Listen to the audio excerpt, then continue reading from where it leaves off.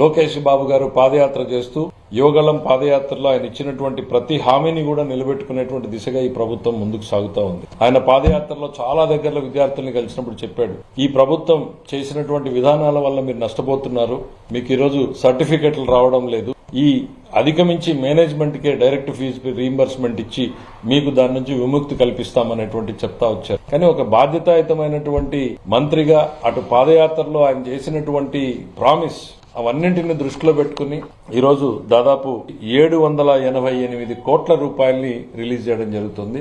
దాదాపు 6.5 లక్షల మంది విద్యార్థులకు ఇది ఉపయోగపడుతుంది. ఇప్పుడున్నటువంటి కష్టమైన పరిస్థితుల్లో ఇంత పెద్ద మొత్తం చేయడము అనంటే నిజంగా అది డెఫినెట్లీ ఆ క్రెడిట్ ని నేను లోకేష్ గారికి ఇవ్వాలనుకుంటున్నాం. ఆయన 2-3 సార్లు దీని మీద మీటింగ్ పెట్టుకోవడం, ఏ రకంగా సఫర్ అవుతున్నారు విద్యార్థులు, ఇంకొక యూనివర్సిటీగా సర్టిఫికెట్ లేక బ్లాక్ అవుతున్నారు, మనం ఎంత రిస్క్ అయినా సరే మిగిలింది కొంత డిలే అయినా సరే ఇక్కడ చెయ్యాలి అనేటువంటిది గట్టిగా పట్టుబట్టడంతో ఇవాళ దాని మీద 788 కోట్ల రూపాయలని విడుదల చేయడం జరుగుతాం.